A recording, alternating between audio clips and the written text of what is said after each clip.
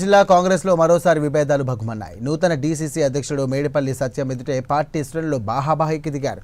Corporation ఎన్నికల టికెట్ల కేటాయింపులో భాగంగా సీనియర్లకు అన్యాయం జరిగిందంటూ కూడా వాగ్వాదానికి దిగారు. ప్రస్తుతం ఈ వివాదం జిల్లా రాజకీయాల్లో హాట్ టాపిక్ గా మారింది.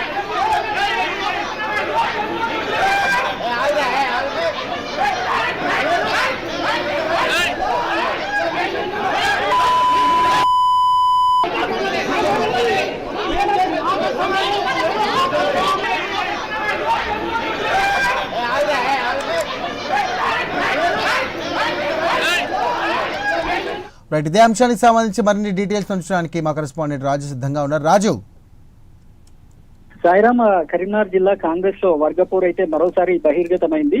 ఆ నూతన డీసీసీ అధ్యక్షుడు మేడిపల్లి సత్యం సమక్షంలోనే ఆ పార్టీ శ్రేణులు అయితే బాహాబాకి దిగడం రాజకీయ వర్గాల్లో చర్చనీయాంశంగా మారిందని అయితే తెలుస్తుంది.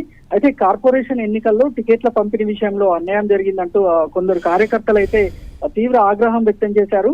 అయితే సీనియర్ నాయకులకు సరైన గుర్తింపు ఇవ్వడం లేదని ఆరోపిస్తూ ఇటు సమావేశంలోనే వాగ్వాదానికి అయితే దిగారు. ఒక దశలో ఇరు వర్గాల మధ్య మాట పెరిగి ఉద్రిక్త పరిస్థితులు కూడా నెలకొన్నాయి.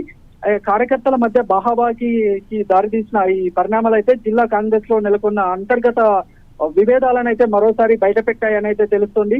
కొత్త డీసీసీ అధ్యక్షుడి సమక్షంలోనే ఈ ఘటన జరగడం అయితే ఇప్పుడు మరింత ప్రాధాన్యత అయితే సంతరించుకుంది. ఇటు పరిస్థితి ఉద్రిక్తంగా మారడంతో ఆ ఎమ్మెల్యే డీసీసీ అధ్యక్షుడు మేడిపల్లి సత్యం కలగజేసుకుని అయితే కార్యకర్తలకైతే సర్ది చెప్పారు. వ్యక్తిగత విభేదాలు పక్కన పెట్టి పార్టీ బలోపేతం కోసం అయితే పనిచేయాలని సూచించినట్లయితే తెలుస్తుంది. అయినప్పటికీ ఇటు టికెట్ల పంపిణీ విషయంలో కావచ్చు, ఇటు నాయకత్వంపై అసంతృప్తి ఇంకా కొనసాగుతుందని అయితే చర్చనైతే వినిపిస్తుంది. ఈ పరిణామంతో ఇటు కాంగ్రెస్ వర్గపోరం అయితే మరోసారి తెరపైకి రావడంతో జిల్లా వ్యాప్తంగా రాజకీయాల్లో ఇదైతే హాట్ టాపిక్ గా మారింది. పార్టీ అంతర్గత లుకలుకలు బహిర్గతం కావడంతో రానున్న స్థానిక రాజకీయ సమీకరణలపై ఈ గొడవ ప్రభావం చూపే అవకాశం ఉందంటూ కూడా ఇటు రాజకీయ విశ్లేషకులు అయితే వ్యాఖ్యానిస్తున్నారు. Sairam. Right, thank you Raju.